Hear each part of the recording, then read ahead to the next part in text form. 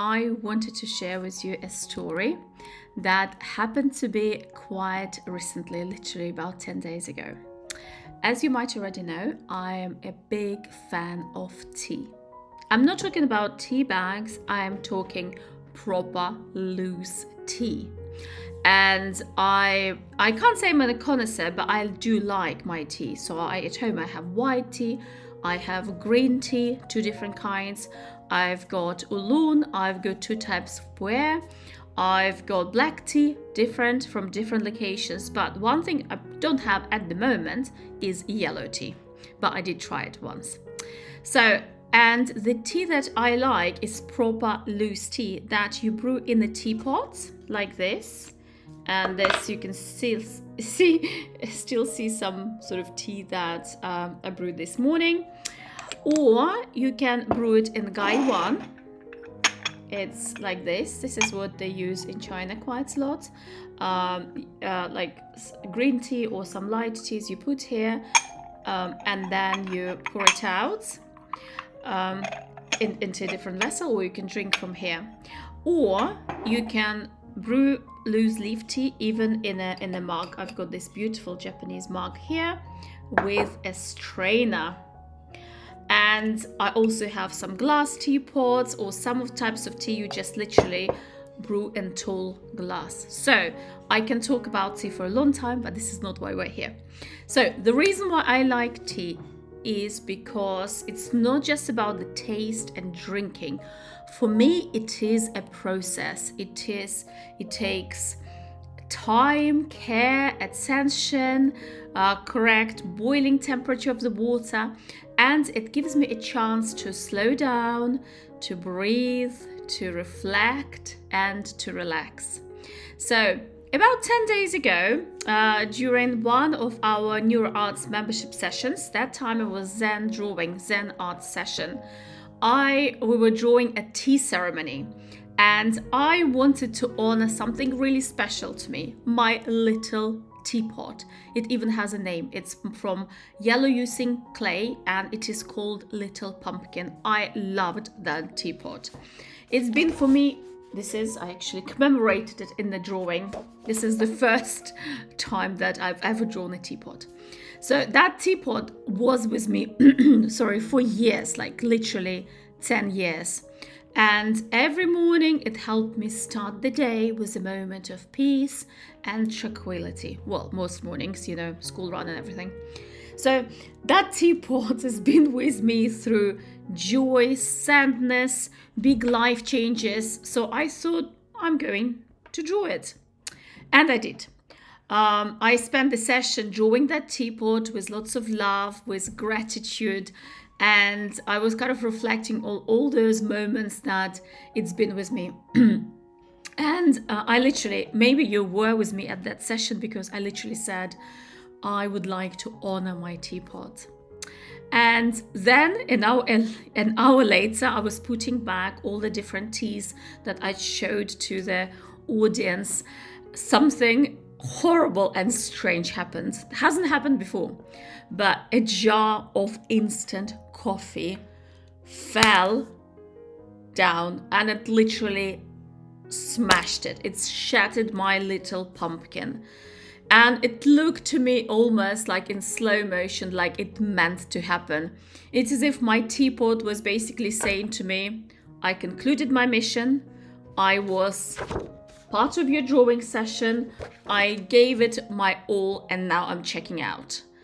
And I was so sad. I cried buckets. I cried. It wasn't just a teapot. It was my memories. So all the mornings I spent in the garden with my tea. It was my teacup. And some really sad moments when I was mourning my dog that passed away a few years back, my divorce, the loss of my dad, the loss of my stepfather, and literally that teapot was witness to all those events. And there were so many good events in the last 10 years, and there were so many happy memories, birthdays, celebrations, travels. Because I used to take that teapot if we traveled around the UK with me. So I had a little box, and it was like nice, was being hugged by some foam feeling, and it had a lid. So literally I used to travel with that teapot. And actually how it went, it was quite symbolic as well. It is as if this modern, rushed, fast lane kind of life crashing straight into that slow, thoughtful, peaceful rhythm of life that I tried to hold on to. Actually, next to me you can see that I literally went back to my video and took a screenshot of the last kind of hour of life of my teapot when I was talking about it, when I was talking about different types of tea. You can see my guy one there, and my and my little tea partner, little turtle. Anyway, so and as I said, even how it went, it was symbolic. It was just that modern life crashing, the zen, peaceful rhythm of life we all yearn to have, and we all can bring back via art, via creativity. So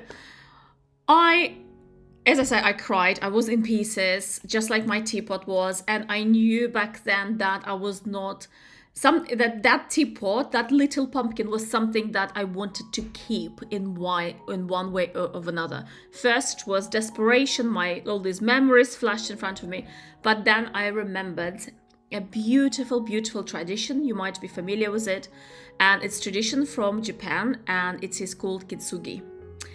I love it, and Kintsugi means golden repair, or joining with gold in Japanese. So what you do, you take kind of smashed pieces or broken pottery, and you put it together, mend it together using a special lac mixed with powdered gold or silver or platinum. So instead of throwing it away or hiding the cracks, that gold highlights them, and it turns that broken piece into something beautiful.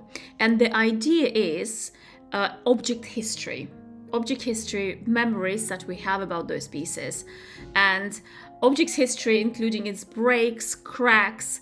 It makes it more precious, not less precious. And it is about finding beauty and strength in imperfection. So back then I decided I'm not going to throw my teapot away. I'm going to try and fix it using Kintsugi. So I wanted it to stay in my life, not as a teapot, but that object, that manifestation of all those wonderful moments that I experienced during these years. And that moment as well, I mean, I do have the drawing, but I wanted to keep the pot itself. And I went and I ordered Kintsugi repair kits, and it transpired it wasn't a very easy process. So again, that teapot taught me one lesson, and then it was teaching me another lesson. You can see that this is still work in progress. I actually quite like it from kind of, if you see it from the back. Can you see it? So I'll show it to you when it's finished in one way or another. Maybe I'll do a reel about it. Maybe I'll do live. And it's taught me that, as I said, that even process of putting this together took a lot of it was very slow, very meticulous, very mindful, very healing. When I was putting all those pieces together, and I was finding ways how to glue everything together so it stays, and it was so amazing. And it was literally, I had so many insights how to go about certain situations in my life and how I want my life to look at. So even in that teapot was giving me lessons. So this teapot kept being my teacher. So I wanted to ask you, do you have an object in your life, a teapot, I don't know, whatever it is, that it is so memorable and so dear to you that you can't part with it?